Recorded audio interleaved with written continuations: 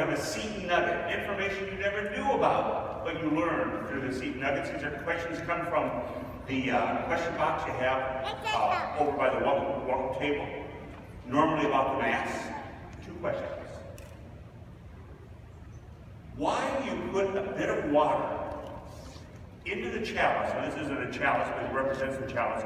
Why do you put a bit of water into the chalice during the Offertory? We do it every Mass, water in a chalice.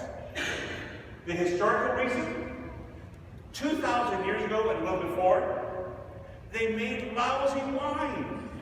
It was gritty. The writer had said, they said it was actually hard.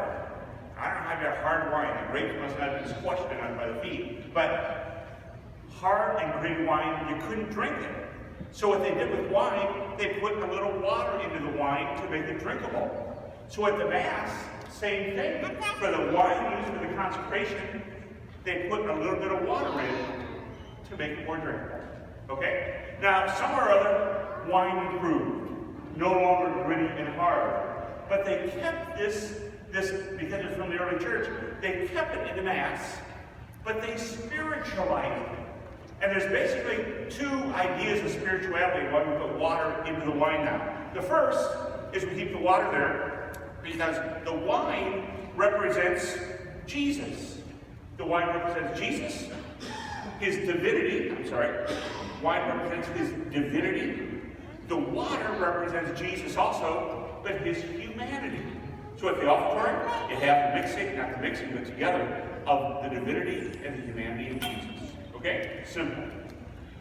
The other reason they kept it in, and this is what my mommy taught me years and years ago, and the seminary also taught us years and years ago, the wine used at the offertory represents Jesus.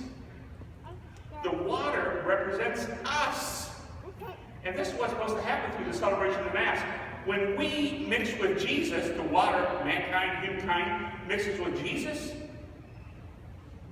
we no longer see ourselves. We see Jesus.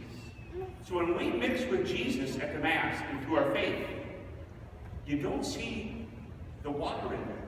You just see Jesus. So when we mix with Jesus, we become like Jesus himself. Simple little thing. Okay, second one. If you notice right before Holy Communion, we take a piece of the consecrated host and we put it into the precious blood. I always thought it was because it showed the unity, that the body and blood of Christ is present in the precious blood and also in the host, okay? So I always thought it was a unitive, taking that consecrated host into the chalice makes the unitive, it's one. That's not the reason. The reason is putting that little consecrated host into the chalice actually shows historically our union with Pope Francis and also with Bishop Rhodes. Here's how it came about.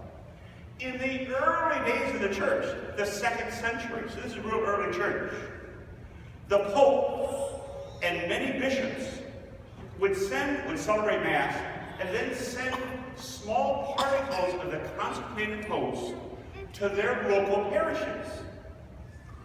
So the Pope or our bishop would be celebrating Mass 2,000 years ago, roughly. They would take a part of the consecrated host, then send it out to the local parishes, and then at the local parishes during Mass, the priest would then take that host from the bishop or the Pope, and they would just put it into the precious blood right before communion. And what that shows is that this is not just our individual Mass. Our Mass is being celebrated in union with the teachings of the Pope and of our bishop. So it really shows the family of God coming together as one under the leadership and the authority of bishops.